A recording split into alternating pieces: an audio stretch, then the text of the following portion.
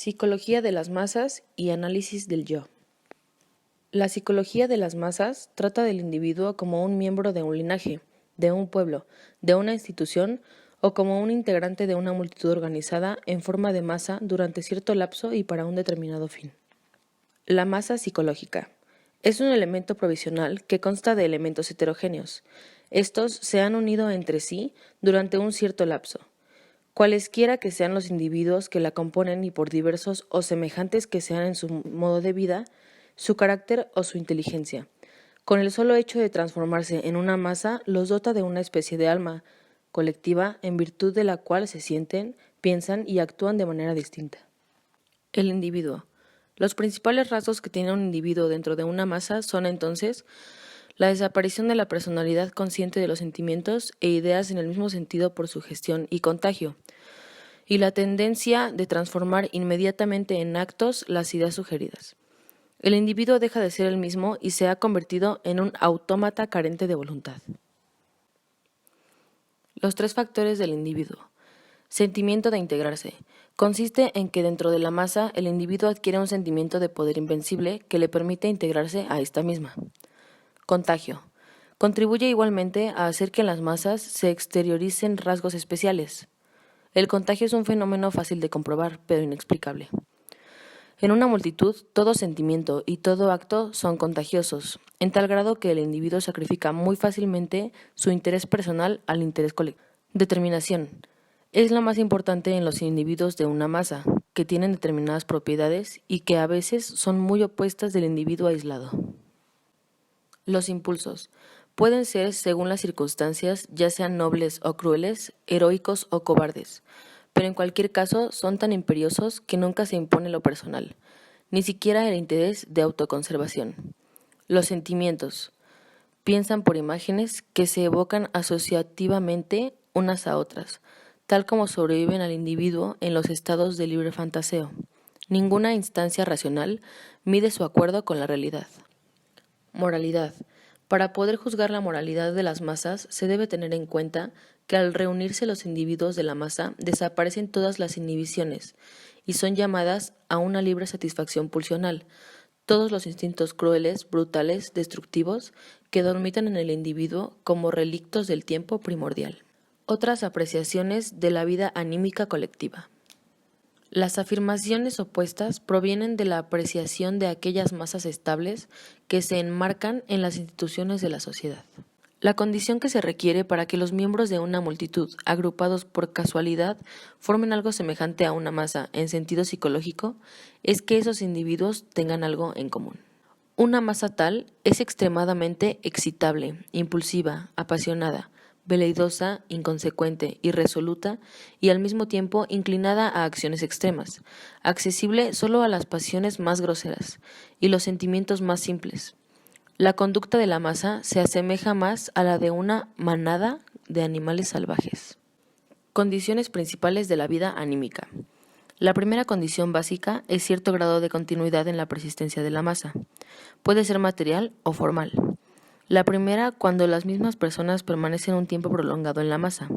Y la segunda, cuando dentro de la masa se desarrollan ciertas posiciones que pueden asignarse a personas que se releven unas a otras. La segunda condición es que se haya creado en los individuos de la masa una determinada representación acerca de la naturaleza, función, operaciones y exigencias de aquella. La tercera es que la masa esté en relación con otras formaciones de masa semejantes a ella, pero divergentes en muchos puntos. La cuarta, que la masa posea tradiciones, usos e instituciones, en particular los que se refieren a la relación de sus miembros entre sí. La quinta, que dentro de la masa exista una articulación, expresada en la especialización y diferenciación de las operaciones que corresponden al individuo. Sugestión y líbido. En una masa, el individuo experimenta una alteración a menudo profunda de su actividad anímica.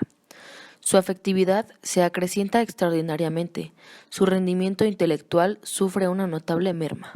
Le Bon reconduce todo lo extraño de los fenómenos sociales a dos factores, a la sugestión recíproca de los individuos y al prestigio del conductor.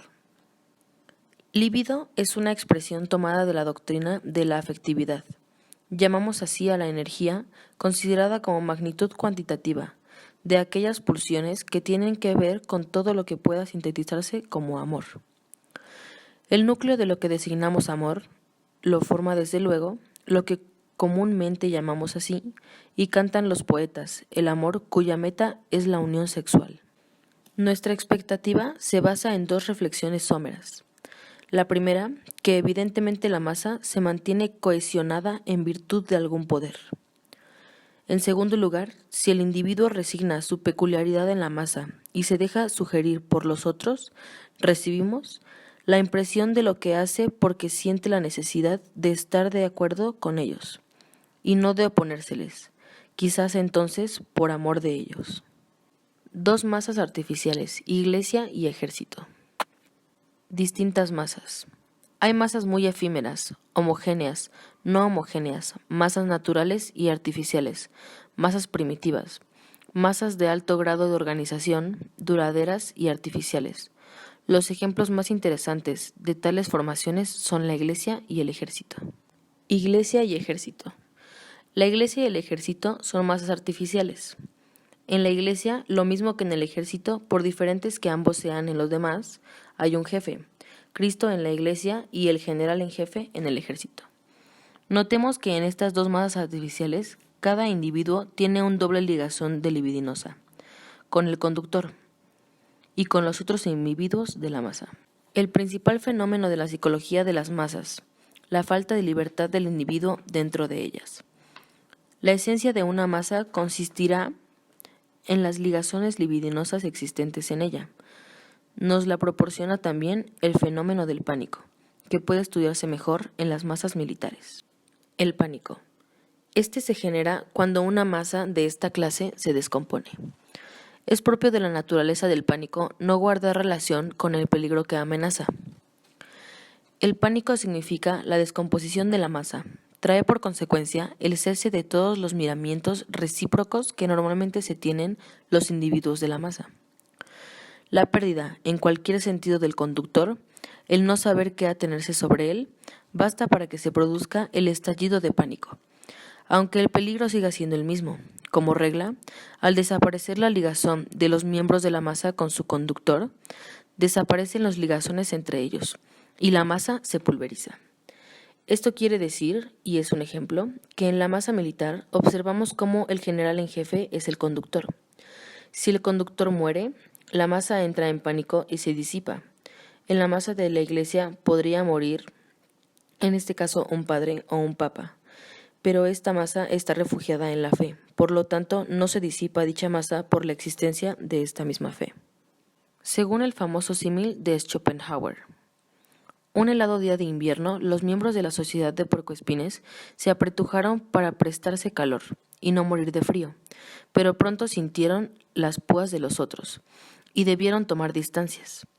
Cuando la necesidad de calentarse los hizo volver a arrimarse, se repitió aquel segundo mal, y así se vieron llevados y traídos entre ambas desgracias, hasta que encontraron un distanciamiento moderado que les permitía pasar lo mejor posible.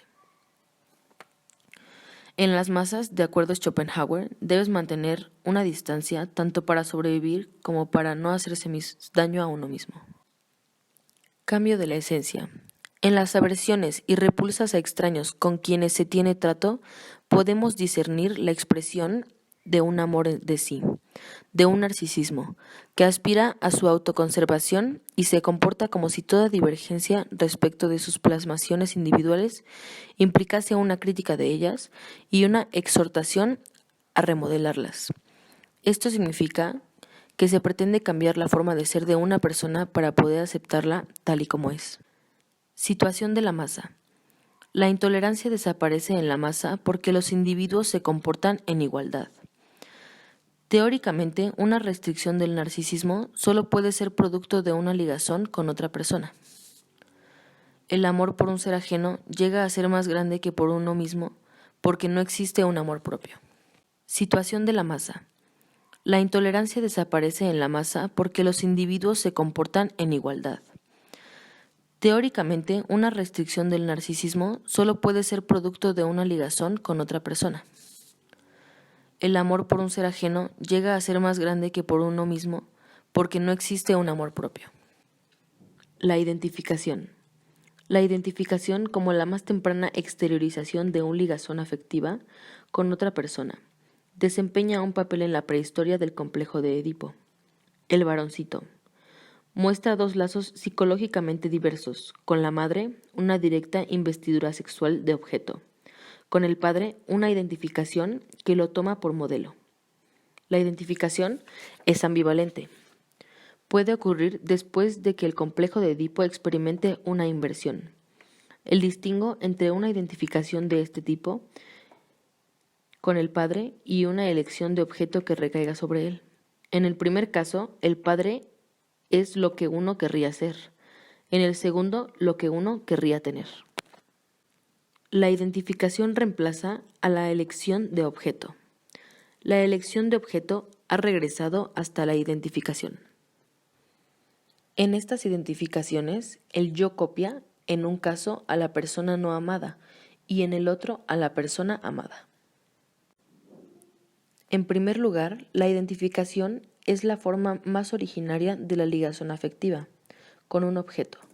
En segundo lugar, pasa a sustituir a una ligación libidinosa de objeto por la vía regresiva, mediante introyección del objeto en el yo, por así decir. Y en tercer lugar, puede nacer a raíz de cualquier comunidad que llegue a percibirse en una persona que no es objeto de las pulsiones sexuales. La melancolía. Nos muestran al yo dividido, descompuesto en dos fragmentos, uno de los cuales arroja su furia sobre el otro. De manera que el ser humano, toda vez que no puede contenerse consigo en su yo, puede hallar su satisfacción en el ideal del yo, diferenciado a partir de aquel. No dejamos de consignar entonces que la medida del distanciamiento entre este ideal del yo y el yo actual es muy variable según los individuos, en muchos de los cuales esta diferenciación interior del yo no ha avanzado mucho respecto del niño. Enamoramiento e hipnosis. El enamoramiento no es más que una investidura de objeto de parte de las pulsiones sexuales, con el fin de alcanzar la satisfacción sexual directa, lograda la cual se extingue. Es lo que se llama amor sensual, común. En el fenómeno de la sobreestimación sexual, el hecho de que el objeto amado goza de cierta exención de la crítica, sus cualidades son mucho más estimadas que en las personas a quienes no se ama, o que en ese mismo objeto en la época en que no era amado. Se ama sensualmente al objeto solo en virtud de sus excelencias anímicas, y lo cierto es que ocurre lo contrario, a saber, únicamente la complacencia sensual pudo conferir al objeto tales excelencias. El objeto es tratado como el yo propio, y por tanto el enamoramiento afluye al objeto una medida mayor de líbido narcisista. Toda satisfacción sexual rebaja la sobreestimación sexual. En la ceguera del amor, uno se convierte en criminal sin remordimientos. El objeto se ha puesto en el lugar del ideal del yo.